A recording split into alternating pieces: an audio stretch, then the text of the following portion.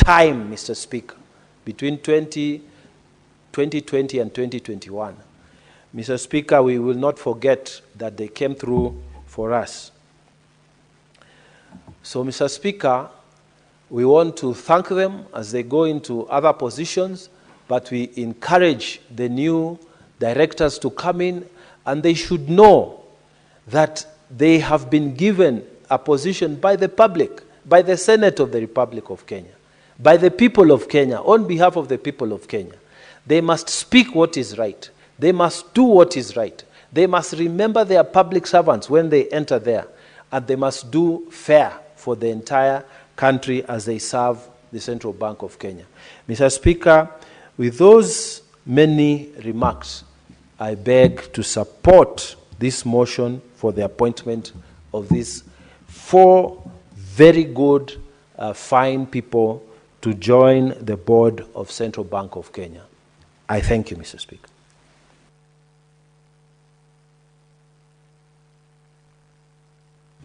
Next is, according to my screen, there is no other member who is interested to contribute, so I'll call the mover to reply.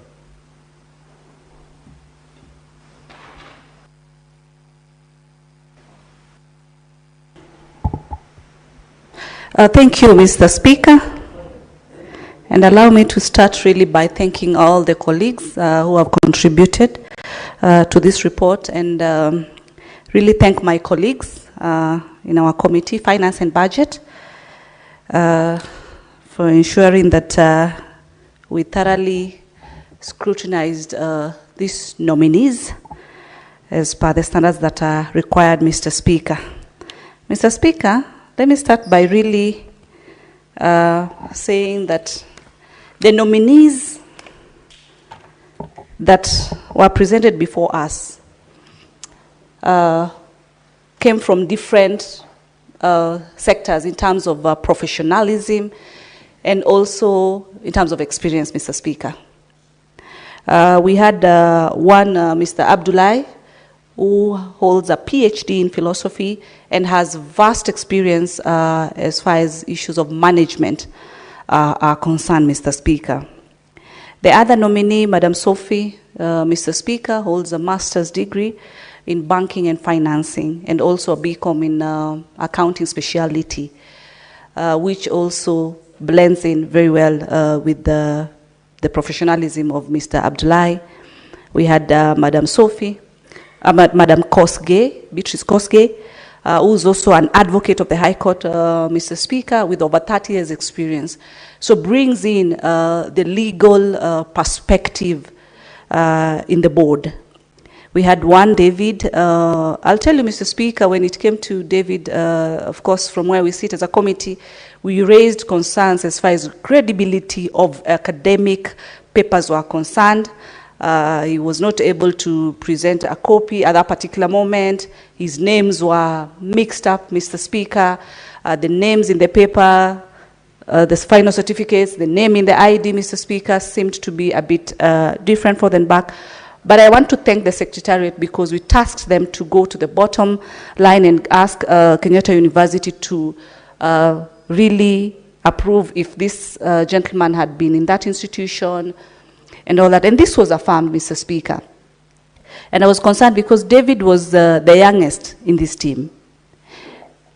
And opportunities need to be given across both the women, men, youth.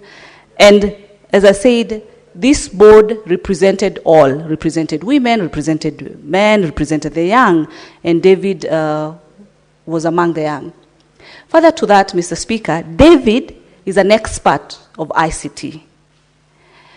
And so, having an expert from the ICT department, we have the management, we have an advocate of the High Court, we have Sophie with the banking and finance experience, then these 4 board members were coming from different areas of expertise and were able to really showcase experience and dedication in terms of how they were going to ensure, when they sit on the board, they are going to ensure that what needs to be done as far as their role is concerned will be achieved, Mr. Speaker. Mr. Speaker, I've listened to my colleague, Senator Mungatana, and he has raised a very important thing that we also brought out when we were doing this vetting. This issue of having many directors, even many CEOs in different government institutions who are acting and who keep on acting for years and years, and you have boards that are supposed to undertake their role and be able to confirm them or confirm the right person who should be confirmed. And this takes delay, and I want to support and urge that the different directors within the different institutions that he has talked about, the board now should be able to take up that role as their first key mandate and be able to confirm people who've been working for the longest, because you realize that they work for the longest and then after a short while, someone just comes from the blues with less experience, Mr. Speaker, not really understanding the nitty-gritty, some of the same issues that we've been addressing. And you know where we sit in committees, these are some of the stakeholders that we normally invite and engage. So they are best suited to be able to take up this role. So I urge the board, with the speed that it deserves, they should be able to ensure that these confirmations are done and done on time. Mr. Speaker, when I read the names of these 4 nominees, you realize there's regional balance. They come from the different parts of this country, which is also and was also a very big plus, Mr. Speaker. Mr. Speaker, we were also able to interrogate them in terms of ensuring that they are able to oversight the CBK governor himself. Because, Mr. Speaker, I've earlier raised through a statement on the issue of the CBK bank rates that have been Senator Sifuna, do you have a point of order? Yes, just a minute, Senator Mutinda. Honorable Speaker, on statement of fact, skimming through that report of the committee, it in fact states that 2 of those candidates were born in Uasin Gishu.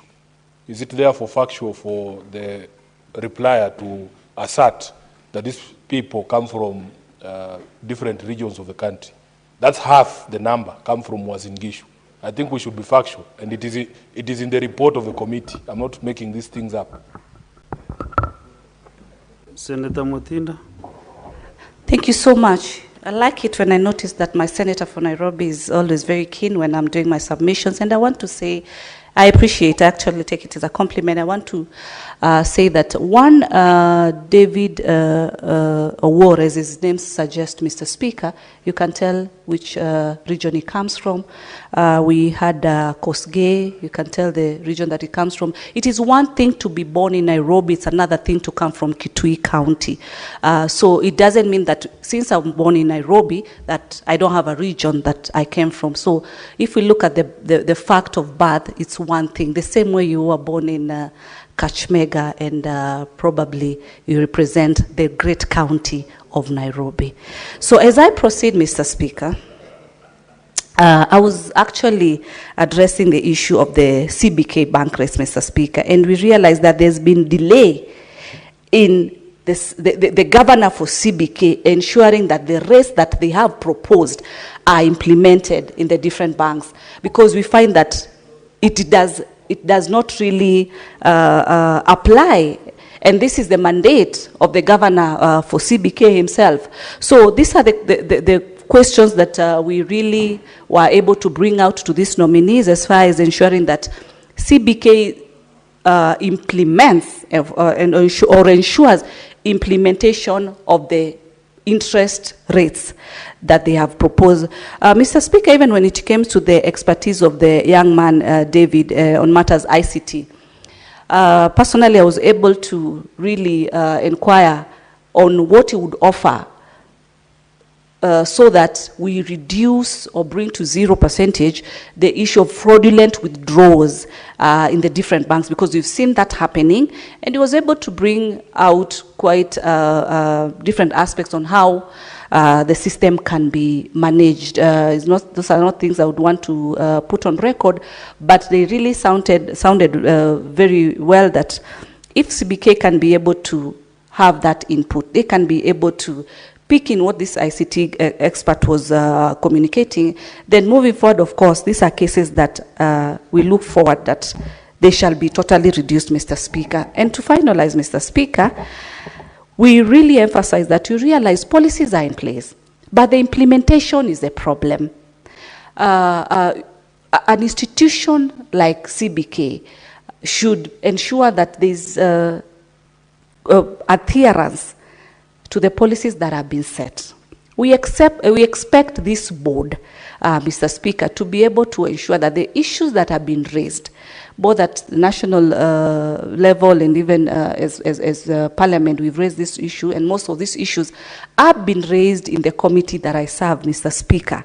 We hope that they are going to ensure that they're going to be, they're going to speed up on addressing these issues, and also keeping under constant review the performance of the banks. We've had banks that have closed down previously, Mr. Speaker. There are banks that have merged, Mr. Speaker. There are banks, Mr. Speaker, that their senior management are from different parts of this world, and they are not able to resonate with the local market in this country. It affects management, it affects the business of those companies, and you realize that the issues of loans, become a challenge, Mr. Speaker, depending on how this market is addressed. So with those and very few remarks, Mr. Speaker, as I said, I want to thank the Secretariat, board members from the National Assembly and the Finance Committee that we worked very closely with to be able to undertake this process. In those, I request, Mr. Speaker, that I beg to reply and request that the putting of the question be deferred to a later date pursuant to Standing Order 66.